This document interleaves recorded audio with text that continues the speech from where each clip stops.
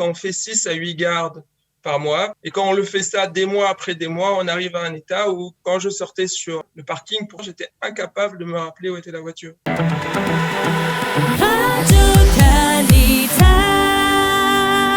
Nous avons le plaisir d'être en ligne avec le docteur Jonathan Dema. Jonathan, bonjour, Boker Tov. Boker Tov. Merci d'être avec nous ce matin. Alors, vous êtes chirurgien à l'hôpital Hadassah Ein Karem. Vous êtes un jeune chirurgien et vous n'avez certainement pas eu le temps d'oublier les tours de garde que vous avez effectués au cours des années de votre internat à l'hôpital Hadassah Ein Karem. C'était il y a encore quelques années.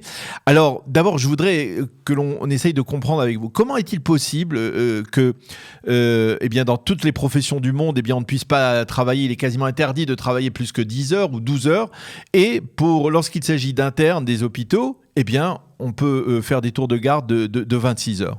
C'est une très bonne question. On n'a pas de réponse, mais dans tout le monde, c'est le même problème. On se posait la même question aux États-Unis, en France. Que faire avec ce problème? Est-ce que c'est dû, par exemple, Jonathan, au fait que, pour être un bon médecin, il faut avoir vécu ces épreuves-là, cette épreuve de soigner pendant 25 heures, 26 heures, sous pression, sous la fatigue, et rester, on va dire, sous focus, comme on le dit en hébreu. Est-ce que c'est absolument incontournable pour être un bon médecin, ou alors c'est tout simplement parce qu'il n'y a pas assez de personnel? Et ça aussi, c'est une bonne question. Mais sur le point d'avant, je voudrais dire que le principal argument qu'on donne sur ces heures, c'est l'argument de la continuité des soins. Un patient, quand il arrive à l'hôpital, il se passe plusieurs choses et il faut qu'il y ait quelqu'un ou quelque chose qui se rappelle tout ce qui s'est passé sur ce patient, puisque ça peut influer sur la suite du traitement. Et on n'a pas réussi jusqu'à présent à faire une bonne transmission des données, que ce soit de personne à personne ou de personne à l'ordinateur. Et il se fait que quand il y a un changement d'équipe, il y a tout le temps une perte de données. Et à cause de cette perte de données, il peut se passer des problèmes dans le traitement. Je m'excuse de vous interrompre, mais aujourd'hui, il y a des ordinateurs dans tous les hôpitaux, dans tous les départements. Cette continuité, elle peut être faite sur programme informatique. Le médecin qui suit, peut voir exactement tout ce qui s'est fait dans les heures précédentes. C'est si compliqué ? Le fait est que ce qui est inscrit sur l'ordinateur, c'est ce qu'on y rentre, et on ne peut pas tout rentrer. C'est énormément de données. Bien sûr, petit à petit, il y a de plus en plus de données qui sont rentrées dans les ordinateurs de manière automatique. Et Israël est un des pays les plus informatisés dans le niveau médical. Mais encore, il y a beaucoup de pertes de données sur ce qui s'est passé, pourquoi ça s'est passé. Par exemple, s'il y a des données qui sont mises directement sur l'ordinateur, comme le pouls, la tension, la température, la baisse de tension, on ne sait pas pourquoi ça s'est passé. Et c'est ce qui est écrit, les notes qui sont écrites par les médecins qui étaient sur place, qui font qu'on arrive à comprendre ce qui s'est passé. Et on ne peut pas tout écrire, on ne peut pas écrire un roman. Alors c'est pour cela que finalement les médecins, les jeunes internes, ont des tours de garde de 26 heures. C'est uniquement pour cela ? C'est le principal argument. Le deuxième argument que vous avez énoncé, donc c'est justement l'argument de la formation. Juste pour finir sur le premier argument, jusqu'en 1990, les gardes étaient de 36 heures. Ça veut dire qu'une personne était de garde, il arrivait le matin vers 7 heures, il travaillait toute la journée, le soir il était de garde toute la nuit, la plupart du temps il ne dormait pas, et le lendemain il travaillait normalement, et il partait à la fin de la journée de travail de manière normale. Et si c'était en fin de semaine, donc il travaillait vendredi, samedi, de manière continue. Bien sûr, la fin de semaine, il pouvait dormir un petit peu puisque le travail est moins intense. Dimanche, il commençait à travailler normalement à 7 heures et il finissait à 6 heures du soir. Donc, il y avait 3 jours de travail de manière. Vous dites normalement, mais c'est pas normal. C'est pas normal. C'est pas possible d'imaginer. Non, moi, je dis pas ce qui est normal ou ce qui est pas normal. Je décris les faits. C'est aussi par ce point que aujourd'hui, il y a une coupure entre les dirigeants de la médecine, qui sont des professeurs qui ont été formés sur ce format, et les internes qui sont, après 2 réformes, qui est la première réforme donc dans les années 90, où on a diminué le temps de travail des gardes, des internes, de 36 heures à 24 heures, qui pouvait augmenter jusqu'à 28 heures. Et en 2011, où il y a eu aussi une grève des internes, et aussi avec une démission des internes, qui a diminué le temps de travail à 24 heures, plus 2 heures maximum, mais on peut en faire que 6 par mois. Avant, c'était 8, après, c'est descendu à 6. Et si on a une garde en fin de semaine, alors aujourd'hui, on est censé libérer l'interne au moins un jour pendant la semaine pour qu'il se repose. Alors, donc ça, c'est ce qui s'est passé en 2011. Il y avait une clause qui a été faite après la grève de 2011 par le Agaf Taktivim, puisque la vraie discussion, c'est pas entre les internes et les médecins dirigeants. C'est plus entre les internes et le Agaf Taktivim. Je sais pas comment on dit le département des budgets du Trésor.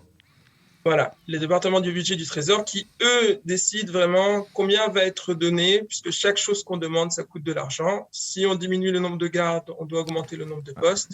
Et donc, ça coûte plus d'argent. C'est le Agaf Taktivim qui décide oui ou non de libérer. Donc, bien qu'on n'entend pas les personnes du Agaf Taktivim, dans les différentes discussions, le Agaf Taktivim, c'est face à lui qu'on discute. Par exemple, en 2011, c'était Bar Simantov qui était responsable du Agaf Taktivim. Il s'était comporté de manière pas normale avec les médecins et avec les internes. C'est pour ça que les médecins ne l'aiment pas du tout et ils étaient très contents qu'il ait été changé dernièrement. Alors, avant de revenir sur les problèmes budgétaires et essayer peut-être d'envisager une solution au niveau budgétaire, je voudrais revenir sur des affirmations de certains des internes que l'on a entendus ces derniers jours sur les médias israéliens, qui affirment qu'il y a clairement un risque vital pour des patients qui sont soignés par des internes qui sont en garde depuis 26 heures. Ça, c'est quelque chose que vous connaissez, c'est-à-dire est-ce que vous avez vécu des situations où au bout de 20 heures de garde, eh bien, vous tombez, vous êtes épuisé et votre diagnostic en est affecté ? Moi, j'ai pas eu de graves problèmes. Il y a plusieurs témoignages de médecins qui ont raconté de graves erreurs qui sont faites dues à la fatigue. Moi, j'ai pas eu ce genre de problème parce qu'il y a beaucoup d'automatismes qui sont créés dans les hôpitaux pour justement prévenir ce genre de problème. Mais bien sûr que la logique dit, et je vais expliquer aussi à quel point le cerveau ne fonctionne pas quand on est très fatigué.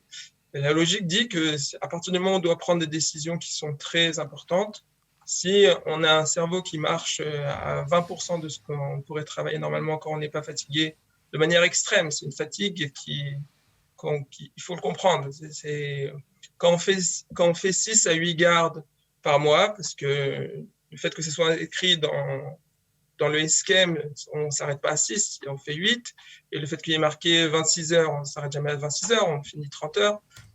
Et quand on le fait ça des mois après des mois, on arrive à un état où quand je sortais sur le parking pour chercher ma voiture, j'étais incapable de me rappeler où était la voiture. Et je passais toutes les rangées du parking pour essayer de retrouver ma voiture. Alors c'est stupéfiant parce que vous nous dites que effectivement pour qu'il y ait une continuité, on prolongeait les gardes, c'est-à-dire pour que vous sachiez exactement ce que vous avez, quel malade vous avez soigné, comment vous l'avez soigné, etc. Mais vous étiez incapable vous-même de retrouver votre voiture dans le parking. D'abord, la mémoire dans le cerveau, elle a une particularité, c'est qu'elle fait de la place. Ça veut dire que c'est comme un ordinateur.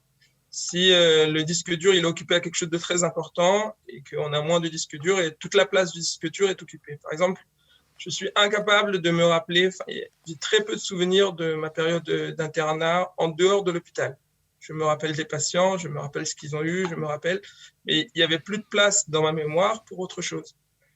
Et donc, c'est peut-être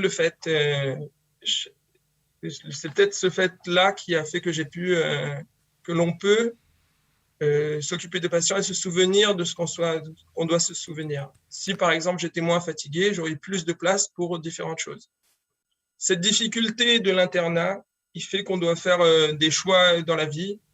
Comme on n'a pas d'heure en dehors de l'internat, on élimine différentes choses. Par exemple, des amis que j'aimais énormément, je ne les ai pas vus pendant des années parce que j'ai décidé qu'à part l'internat, je ne voyais que ma famille proche. C'est un choix. C'est un choix. C'est un choix et c'est ce que fait aussi notre mémoire. Quand on est très fatigué et qu'on a 20% de notre disque dur, les 20%, ils sont que pour les malades et on ne se souvient pas d'autre chose. Alors, on va essayer de parler de solutions pour essayer de résoudre ou de tenter de résoudre ce problème. Vous parliez des problèmes de budget. Si je ne m'abuse, dites-moi si je me trompe, mais il y a quelques mois de cela, dans le cadre de la crise de la quatrième vague du Covid-19, le Premier ministre Naftali Bennett avait promis un budget de 2,5 milliards de shekels pour élargir le personnel dans les hôpitaux israéliens, faire rentrer, on va dire, un souffle nouveau, de nouveaux médecins, de nouveaux infirmiers. Est-ce que c'est effectivement la solution pour résoudre ce problème des internes? Est-ce que c'est la solution pour désengorger, on va dire, les hôpitaux?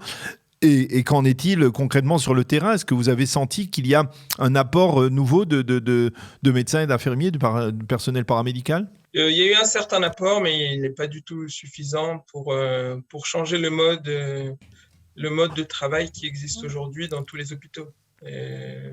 On parle aujourd'hui de 7500 internes. C'est pas du tout s'ils doivent travailler 30% de moins sur les 7500.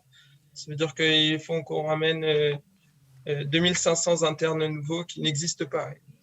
Puisque il y a un changement tous les ans des internes. Il y a ceux qui terminent et ceux qui arrivent, des étudiants de médecine qui sont nouvellement formés. Et c'est aussi une question sur la formation des étudiants en médecine, et c'est un gros problème. Et donc, ils n'existent pas. Et c'est très facile. Souvent, dans les infos, on parle. Pourquoi? Parce qu'il y a une trop grande sélection. On parle d'augmenter la quantité de machines d'ECMO, la quantité de lits d'hôpitaux. C'est les choses qui sont facilement. On peut les amener facilement.